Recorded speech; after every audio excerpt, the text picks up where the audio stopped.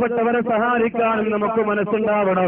ഈ ഭരണിക്കാവിന്റെ ഈ പരിസരത്തുള്ള എത്രയോ സഹോദരങ്ങൾ സഹോദരിമാരെ ഹൈന്ദവ മതത്തിൽപ്പെട്ടവരുണ്ടെങ്കിൽ നിങ്ങൾ പഠിച്ചോ, നിങ്ങളെ നശിപ്പിക്കാൻ പഠിപ്പിക്കുന്ന മതമല്ല ഇസ്ലാം. നിങ്ങളുടെ ക്ഷേത്രം പൊളിക്കാൻ പഠിപ്പിക്കുന്ന മതമല്ല ഇസ്ലാം. നിങ്ങളെ ശബരിമലയിൽ ബോംബിടാൻ പഠിപ്പിക്കുന്ന മതമല്ല ഇസ്ലാം. എന്നാലും എന്റെ പ്രിയപ്പെട്ടവരെ, നമ്മുടെ ഗവൺമെന്റ് നമ്മളോട് ചെയ്യുന്ന ചതിയുണ്ടല്ലോ. ശബരിമല സീസണാകുമ്പോ എന്തൊക്കെ ഭീഷണികളാണ് പത്രത്തിലൂടെ വരുന്നത്. ഇന്ന് വരെ ഏതെങ്കിലും ഒരു മുസ്ലിം ചെറുപ്പക്കാരൻ അവിടെ ചെന്നിട്ട് ഒരു അയ്യപ്പ ഭക്തന് ബുദ്ധിമുട്ടുണ്ടാക്കിയിട്ടുണ്ടോ? ഇല്ലല്ലോ.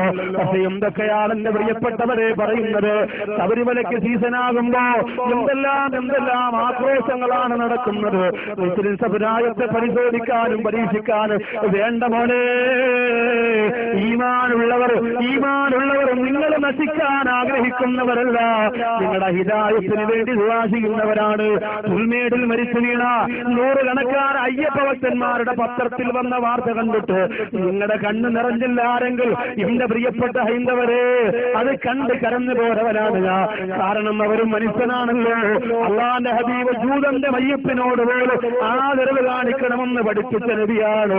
ആ നബി തങ്ങളുടെ മുമ്പിലേക്ക് വന്നിട്ട് ഈ പാവപ്പെട്ടവൻ പറയുന്നു, ഞാൻ ഇസ്ലാം മതം സ്വീകരിച്ചിട്ടില്ല, എനിക്ക് വിശക്കുകയാണ്, വല്ലതും തരണം. നബിതങ്ങളെ 7 ആടിന്റെ പാല് കറന്നിട്ട് ആ മനുഷ്യന് കൊടുത്തു. അത് കുടിച്ചിട്ട് അയാൾ പറഞ്ഞു, നബിയേ, എന്റെ വിശപ്പടങ്ങിയിട്ടില്ല, എന്റെ വിശപ്പ് തീർന്നിട്ടില്ല, എന്നാലും ഞാൻ തിരിച്ചു പോവാൻ ഇനി ആടിവിടെ ഇല്ലല്ലോ. ഇയാള് പിന്നീട് മുസ്ലിമായിട്ട് അള്ളാന്റെ ഹബീബിന്റെ മുമ്പിലേക്ക് ഇസ്ലാം മതം സ്വീകരിച്ചതിന് ശേഷം വരികയാണ്. വന്നിട്ട് പറയുന്നു, നബിയേ, മുമ്പ് ഞാനിവിടെ വന്നിട്ടുണ്ട് നബിയേ, അന്ന് എനിക്കുണ്ടായിരുന്ന വിശപ്പിനേക്കാൾ ഒരുപാട് വിശപ്പ് എനിക്ക് ഇപ്പോഴുണ്ട് നബിയേ. അതുകൊണ്ട് എനിക്ക് പടയറുപോലെ നിങ്ങൾ പാല് തരുമോ എന്ന് ചോദിക്കുമ്പോ അള്ളാന്റെ റസൂല് പറയുകയാണ്, വിഷമിക്കണ്ട, അന്ന് 7 ആടിനെ കറന്നു തരാനേ പറ്റിയോളെങ്കിൽ ഇന്ന് 70 ആടിന്റെ പാല് വേണമെങ്കിലും കറന്നു തരാനുള്ള സംവിധാനം സൗകര്യം എന്റെ സഹാബത്തിനുണ്ട്. അതുകൊണ്ട് സങ്കടപ്പെടണ്ടെന്ന് പറഞ്ഞ് ഓരോ ആടിനെ ഇതാ കറക്കാൻ തുടങ്ങി. 1ാമത്തെ ആടിനെ കറന്നുകൊണ്ട് പാല് കൊണ്ടുവന്ന സഹോദരന്റെ കയ്യിലേക്ക് കൊടുക്കുമ്പോ പകുതി പാല് കുടിച്ചിട്ട് അയാള് പറയുന്നു, മതി നബിയേ, എന്റെ വിശപ്പ് തീർന്നോ നബിയേ. അള്ളാന്റെ റസൂലിനോട് എന്ത്, നിന്റെ വിശപ്പ് തീർന്നു പോയതെന്ത്? അന്ന് വന്നതിനേക്കാളും വിശപ്പോടുകൂടിയാണല്ലോ വന്നത്, എന്നിട്ടെന്ത് ഇപ്പൊ വിശക്കുന്നില്ല എന്ന് ചോദിക്കുമ്പോ ആ സഹോദരൻ പറയുന്നു, നബിയേ, എന്തെന്ന് എനിക്കറിയില്ല. അള്ളാന്റെ ഹബീബ് പറഞ്ഞു, നീ ആ പാല് കുടിക്കുന്നതിന് മുമ്പ് നിന്റെ ചുണ്ടോട് ചേർത്ത് വെച്ചോ ബിസ്മില്ലാഹിർ റഹ്മാനിർ റഹീം എന്ന് പറഞ്ഞില്ലേ, അതിന്റെ ബറക്കത്താണ്. അവിശ്വാസികൾക്കത് പറയാനുള്ള യോഗമില്ലല്ലോ എന്ന, അവിശ്വാസികൾക്ക് അൽഹംദുലില്ലാഹ് പറയാനുള്ള യോഗമില്ലല്ലോ. അവിശ്വാസികൾക്ക് ഭക്ഷണം കഴിക്കുമ്പോ ബിസ്മില്ലാഹിർ റഹ്മാനിർ റഹീം എന്ന് പറയാൻ കഴിയില്ലല്ലോ. അതിന് അല്ലാഹു എന്നെയും നിങ്ങളെയും തെരഞ്ഞെടുത്തില്ലേ.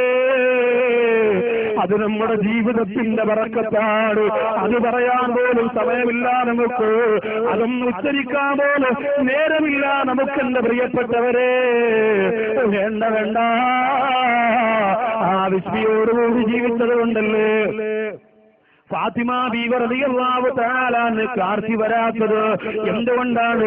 വഫാത്തിന്റെ വേളയിൽ അലി റളിയല്ലാഹു തആല ചോദിക്കുന്നു, ഫാത്തിമ, നീ ഒരുപാട് പട്ടിണി കിടന്നിട്ടുണ്ടല്ലോ, ഒരുപാട് കഷ്ടപ്പാട് സഹിച്ചിട്ടുണ്ടല്ലോ, അതെല്ലാം ഞാൻ ഭർത്താവായി വന്നതുകൊണ്ടാണെന്ന് നബിതങ്ങളോട് പരാതി പറയല്ലേ ഫാത്തിമ.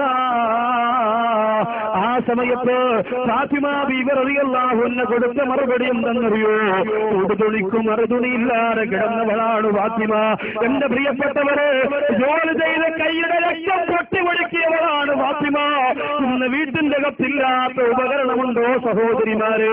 ഇന്ന് നീ പറയുന്നതല്ല, നിന്റെ കൺവട്ടത്ത് കൊണ്ടുതരുന്ന ഭർത്താക്കന്മാരല്ലേ. വാഷിംഗ് മെഷീൻ വേണോ, മിക്സി വേണോ, ഗ്രൈൻഡർ വേണോ, ഫ്രിഡ്ജ് വേണോ, കറണ്ടിൽ അടുപ്പ് വേണോ, എന്ത് വേണമെങ്കിലും നീ ഒന്ന് മൂളിയാ മതി, നിന്റെ മുമ്പിലേക്ക് നിന്റെ ഭർത്താവ് കൊണ്ടുതരൂലേ. എത്ര ദിവസമാ ലോകത്തിന്റെ നായകന്റെ പൊന്നുമോൾ പട്ടിണി കിടന്നതെന്നറിയോ എന്റെ പ്രിയപ്പെട്ട സഹോദരിമാരെ? ആ മഹദി കൊടുത്ത മറുപടി എന്തെന്നറിയോ? അലിയേ, ജീവിതത്തിൽ ഞാൻ സന്തോഷിച്ചതുപോലെ, ജീവിതത്തിൽ ഞാൻ ആനന്ദിച്ചതുപോലെ ഒരു പെണ്ണും സന്തോഷിച്ചു കാണൂല അലിയേ. അത്രയ്ക്ക് സന്തോഷമാണ് എന്റെ കുടുംബ ജീവിതത്തിൽ ഞാൻ അനുഭവിച്ചത് എന്ന് അലി റളിയല്ലാഹു അൻഹുവിന്റെ കണ്ണീര് തുടച്ചുകൊണ്ട് ഫാത്തിമ ബീവി റളിയല്ലാഹു അൻഹ പറഞ്ഞത് വെറുതെയല്ല. എന്തുകൊണ്ടെന്നറിയോ? അവർക്ക് അത്രയ്ക്കുള്ള മനസ്സായിരുന്നു പ്രിയപ്പെട്ടവര്. അവർ കുറഞ്ഞതുകൊണ്ട് ജീവിക്കാനുള്ള താല്പര്യം അവർക്കുണ്ടായിരുന്നു. സഹോദരിമാര്, നമ്മളോ ഇന്ന് വരെ നീ പറഞ്ഞത് ഏതെങ്കിലും ഒന്ന് നിന്റെ ഭർത്താവ് കൊണ്ടുതരാതിരുന്നിട്ടുണ്ടോ? എന്നിട്ടും എന്തേ നമുക്ക് സമാധാനമില്ല? എന്നിട്ടെന്തേ നമുക്ക് ആർത്തി കൂടുന്നു? എന്നിട്ടെന്തേ ആഡംബരത്തിന് വേണ്ടി വീണ്ടും നാവ് നീട്ടിയിട്ട് പരക്കം പായുന്ന മോളെ? അതുകൊണ്ടാണ് റൂഹ് വിളിച്ചു പറയുന്നത്, ലാ തഗുറന്നകുമു ദുനിയാ, ഈ ദുനിയാവ് നിങ്ങളെ ചതിക്കാതിരിക്കട്ടെ. എന്നെ ചതിച്ചതാണ് ദുനിയാവ്. തിരിച്ചു കാണിച്ചുകൊണ്ട്, കണ്ണടച്ച് കാണിച്ചുകൊണ്ട്, ആഡംബരത്തിന്റെ മേഖലകളുടെ കവാടങ്ങൾ എനിക്ക് വേണ്ടി തുറന്നിട്ടുകൊണ്ട് എന്നെ ചതിച്ച ദുനിയാവാണ്, എന്നെ നശിപ്പിച്ച പണമാണ്. അതുകൊണ്ട് നിങ്ങളതിൽ കുടുങ്ങല്ലേ. നിങ്ങൾക്ക് ജീവിതം ബാക്കിയാണ്. ആഖിറത്തേക്കാ ദുനിയാവിനെ പ്രിയം വെക്കുന്നവർക്ക് നാലാമത് അല്ലാഹു കൊടുക്കുന്നത് എന്തെന്നറിയോ? വഫഖറല്ലാ യബ്ലഗു മുൻതഹാഹു അബദാ. ഒരിക്കലും അസനിക്കാത്ത ദാരിദ്ര്യമാണ്, എന്നും ദാരിദ്ര്യമാണ് പ്രിയപ്പെട്ടവര്. ദാരിദ്ര്യവും കഷ്ടപ്പാടും മാത്രമാണ് എന്നും അല്ലാഹു നിനക്ക് തരുന്നത്. വേണ്ട വേണ്ട, അത് നമുക്ക് വേണ്ട. നമുക്ക് ആഖിറത്തിന്റെ സന്തോഷം മതിയല്ലോ, ആഖിറത്തിന്റെ സംതൃപ്തി മതിയല്ലോ. ദുനിയാവിനിത്തിരി കഷ്ടപ്പെട്ടാലും കുഴപ്പമില്ല. അതുകൊണ്ട് ദുനിയാവിനേക്കാൾ ആഖിറത്തെ നമ്മൾ പ്രേമിക്കണം പ്രിയപ്പെട്ടവര്.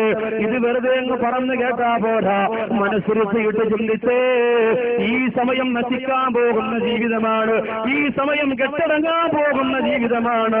എന്റെ പ്രിയപ്പെട്ടവര്, തട്ടത്തുമലയിൽ ആക്സിഡന്റ് നടന്നിട്ട് 2 ദിവസമായി ഗോകുലം മെഡിക്കൽ കോളേജിൽ കഴിയുന്ന സഹോദരന് വേണ്ടി ഇന്നലെ ഞാൻ ദുആ ചെയ്തല്ലോ, നിങ്ങളോട് പറഞ്ഞല്ലോ. ഇന്ന് വൈകുന്നേരവും സീരിയസ് ആണ് പ്രിയപ്പെട്ടവര്. ഒരു ഉറപ്പ് പോലും ഡോക്ടർമാർ കൊടുത്തിട്ടില്ല. ഇതുവരെ 2 ലക്ഷം രൂപയ്ക്കകത്ത് 2 ദിവസം കൊണ്ട് ചിലവായി. വാഹനത്തിൽ യാത്ര ചെയ്യുന്നവര് ഇപ്പോഴാ എന്റെ മൊബൈലിലേക്ക് ആ സഹോദരന്റെ ഇക്ക ഒരുപാട് പ്രാവശ്യം ഇതാ വിളിച്ചുകൊണ്ടിരിക്കുന്നു. ആശുപത്രിയുടെ അവസ്ഥ വളരെ അപകടകരമാണ്. അല്ലാഹു ആ പ്രിയപ്പെട്ട പൊന്നുമോന് ആഫിയത്ത് കൊടുക്കട്ടെ. ഉമ്മാരെ പ്രിയപ്പെട്ടവനാണ്, വാപ്പാക്ക് പ്രിയപ്പെട്ടവനാണ്, നാട്ടുകാർക്ക് ഇഷ്ടപ്പെട്ടവനാണ്. പക്ഷേ പറഞ്ഞിട്ടെന്താ, അപകടം സംഭവിച്ചു. തലച്ചോറിൽ ബ്ലഡ് കോട്ട് ചെയ്തുകൊണ്ട് ബ്ലഡ് സഞ്ചാരമില്ലാതെ തകർന്നുപോയ ശരീരവുമായിട്ട് ഗോകുലം മെഡിക്കൽ കോളേജിന്റെ അകത്ത് ജീവിതമാണോ മരണമാണോ എന്നറിയാതെ ഒരാഴ്ച മുമ്പ് സന്തോഷത്തോടെ ജീവിച്ചിരുന്ന സഹോദരനാണ്. 3-4 ദിവസം മുമ്പ് കൂട്ടുകാരുടെ തോളത്ത് കൈയിട്ടുകൊണ്ട് നടന്ന കൂട്ടുകാരനാണ്. അതുപോലെ എന്റെ പ്രിയപ്പെട്ടവരെ, ദുനിയാവിൽ അല്ലാഹു ഇത്തിരിക്കുന്ന സന്തോഷം കൊണ്ട് മതിമറക്കണ്ട. പിന്നെ മിമ്മ അഖാഫു അലൈക്കും ബഅദി അയ്യുഫ്തഹ അലൈക്കും മിൻ സഹറത്തി ദുനിയാ വസീനതിഹാ. അല്ലാഹുവിന്റെ റസൂല് പറയുന്നു, ഇന്ന മിമ്മ അഖാഫു അലൈക്കും ബഅദി, എനിക്ക് ശേഷം ഞാൻ നിങ്ങളിൽ ഏറ്റവും അധികം പേടിക്കുന്നത് അയ്യുഫ്തഹ അലൈക്കും മിൻ സഹറത്തി ദുനിയാ, ദുനിയാവിന്റെ ആഡംബരത്തെ, ദുനിയാവിന്റെ ഭംഗിയെ നിങ്ങൾക്ക് വേണ്ടി തുറക്കപ്പെടുന്നതിനെയാണ്. വസീനതിഹാ, ദുനിയാവിന്റെ സൗന്ദര്യം നിങ്ങൾക്ക് മുന്നിൽ അല്ലാഹു കാണിച്ചു തരുന്നതിനെ ഞാൻ പേടിക്കുകയാണ്. നബിയുനാ മുഹമ്മദ് മുസ്തഫ. അതായത് ഗസാലി ഇമാം പറയുന്നുണ്ട്, ഒരാൾക്ക് മരണമാസന്നമായാൽ അയാൾക്ക് പെട്ടെന്ന് ഗ്ലാമർ കൂടുമെന്ന്, പെട്ടെന്ന് ഭംഗി കൂടും. അണയാൻ പോകുന്ന തീ ആളിക്കത്തുന്ന ചില ആൾക്കാർ പറയല, ആ പഴഞ്ചൊല്ല് പോലെ സംഭവിക്കും. പെട്ടെന്നൊരു ഭംഗി അള്ളാഹു ആ മുഖത്തിനും ആ ശരീരത്തിനും കൊടുക്കും. ഇന്നലെ വരെ ഇല്ലാത്ത ഒരു ഭംഗി പെട്ടെന്നൊരു ദിവസം വന്നാൽ സമയമായി എന്നറിയുക. അങ്ങനെയാണ് ദുനിയാവിന് ഇന്ന് ആ ഭംഗിയാണ്. പഴയ കാലത്തില്ലാത്ത ഭംഗിയാണെന്ന് ദുനിയാവിൽ. പൊന്മുടിയുടെ മുകളിൽ നിൽക്കുന്ന ഒരു ഇല കൊണ്ട് 100 പുസ്തകത്തിന് നിറച്ച് കവിത എഴുതാൻ കഴിയുന്ന സൗന്ദര്യം ഇന്ന് നമ്മുടെ ദുനിയാവിന് അള്ളാഹു കൊടുത്തിട്ടുണ്ട്.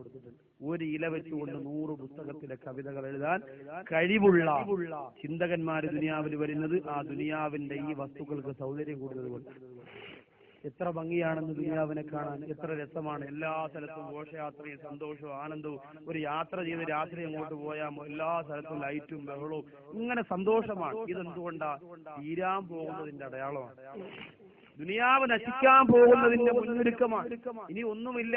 ഏകദേശമുള്ള കുറെ സ്ഥലങ്ങളൊക്കെ ഒതുങ്ങിക്കഴിഞ്ഞു. ജനലക്ഷങ്ങളൊക്കെ മണ്ണിനടിയിലേക്ക് പോയി. ഇനി അങ്ങനെ കുറച്ച് സ്ഥലത്ത് നമ്മളെപ്പോലുള്ള കുറച്ച് ആൾക്കാർ ഇങ്ങനെ ജീവിച്ചുകൊണ്ടിരിക്കുന്നു. നമുക്ക് ഇപ്പോഴും ഇത്രയും സ്ഥലത്ത് ഇതൊക്കെ നടന്നിട്ടും നമ്മളെ ഇപ്പോഴത്തെയും ചിന്ത എന്താ? അത്ര പെട്ടെന്നൊന്നും അങ്ങനെ ദുനിയാവ് വീടിന് തറക്കല്ലിട്ടല്ലേ ഉള്ളൂ സാറേ, ഇനി എന്തെല്ലാം ജോലിയുണ്ട് അതിനകത്ത് താമസിക്കണം. AC റൂമാണ് എനിക്കും എന്റെ ഹസ്ബൻഡിനും വേണ്ടി പറഞ്ഞിരിക്കുന്നത്. അതുകൊണ്ട് അത്ര പെട്ടെന്നൊന്നും നമ്മളെ അള്ളാഹു കൊണ്ടുപോകില്ല എന്നുള്ള പ്രതീക്ഷയിലാണ്. പിന്നെ ചില ആൾക്കാർ പറയുന്നതെന്നറിയോ? എടാ, ഒരുപാട് നന്മ ചെയ്തു പോയവരൊക്കെ പെട്ടെന്ന് മരിക്കും, അതുകൊണ്ടാണ് ഞാൻ നിസ്കരിക്കാത്തത്. കള്ളു കുടിച്ചൊക്കെ നടന്നാൽ പെട്ടെന്ന് മരിക്കൂല. കള്ളുകുടി, ചീട്ടുകളി, പെണ്ണുപിടി, ഇങ്ങനെ അടിച്ചു പിടിച്ച് കിടന്നാൽ പെട്ടെന്ന് നിസ്കാരമൊക്കെ നടത്തി പെട്ടെന്ന് നല്ല പള്ളിയായിട്ട് ബന്ധപ്പെട്ട മരണചിന്തയും വന്ന് പെട്ടെന്ന് ഉരി അവൻ അറ്റാക്കൊന്നും